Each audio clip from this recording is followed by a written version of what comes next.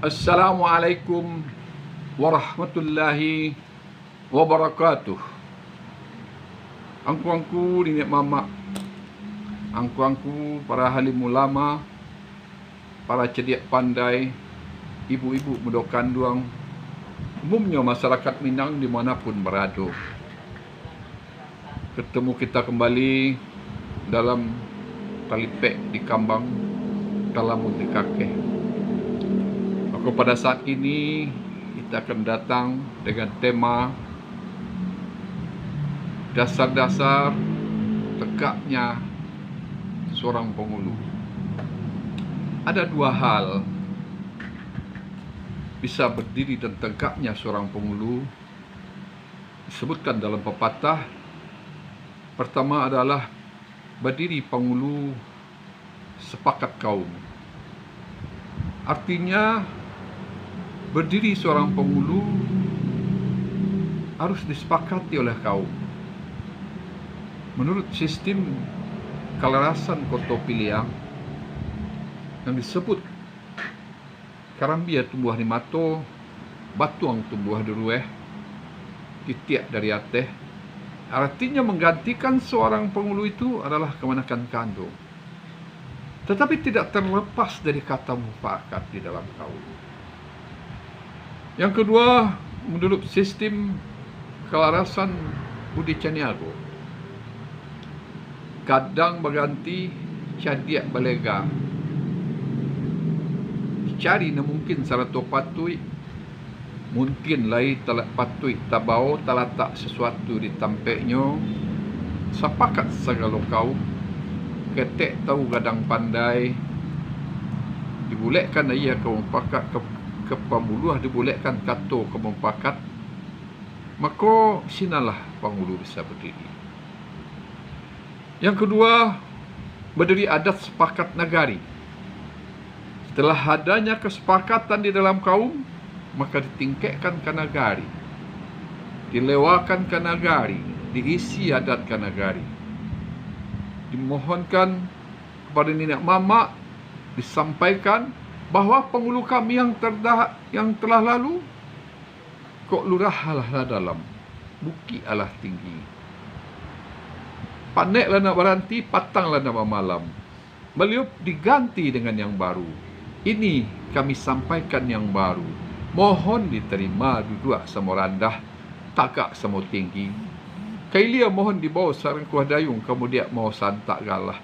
Duduklah sepematang, duduk samparan tagak sepemata. Ini permohonan dari kaum yang telah sepakat tadi, diisi adat kanagari. Maka kalawik pelang Malaya, karantau kulansing dilapeh, kanagari sirih berjalan. Kemudian ada beberapa tata cara tagak penghulu. Pertama, itu bakalirahan. Kedua, membangkit batang tarandam. Ketiga, baju salai balah dua. Kehampek ayah gadang batu sigak, dan beberapa hal lain lagi. Maka dalam penyampaian acara itu disampaikan kepada nenek mama yang hadir bahawa pada saat kini acaranya adalah batagak gadang membangkit batang tarandam. Dan kadang-kadang nenek mama yang hadir ditanya, disudi jo siasat, dikaluak sabi saung, diawai sabi raso. Kenapa kok tabanam? Apa yang menyebabkan terbenam penghulu tersebut? Maka disampaikanlah, mungkin akibat tidak ada kata sepakat, atau terjadi keributan, atau ada hal-hal yang mengakibatkan tidak terangkatnya penghulu itu. Maka itu ditanyakan.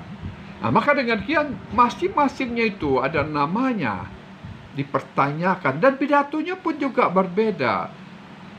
Kalau bertagak mati bentuk kek budi, ada yang mengatakan ilang galang berganti galang, galang berganti ya suaso, ilang gadang berganti gadang, berganti juga dengan kunangku.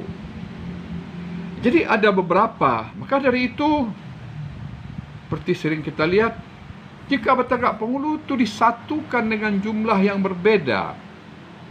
Ada yang 5 orang, ada yang 10 orang, ada yang 15 orang, atau yang banyak. Maka bagaimana menyampaikannya pidatonya?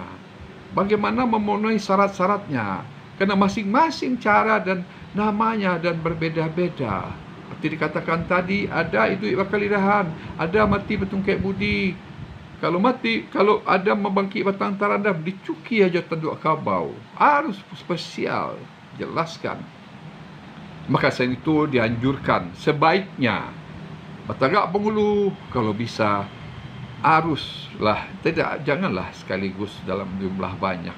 Kecuali kalau sama masalahnya, sama-sama hidup berkalirahan atau sama-sama mati bertungkai budi, itu mungkin masih bisa, karena sama persoalannya, sama cara mengisi adatnya. Itulah barangkali sebagai informasi atau yang dapat kami sampaikan. Baju dipakai baru, adat dipakai usang dibarui, lapuak dikanyangi, lupo mengingatkan takaluk, kami sampaikan. Tapi kami mohon maaf jika yang kami sampaikan ada yang kurang berkenan. Mohon maaf dan terima kasih atas semua perhatian. Wabillahi taufiq wal hidayah. Wassalamualaikum warahmatullahi wabarakatuh.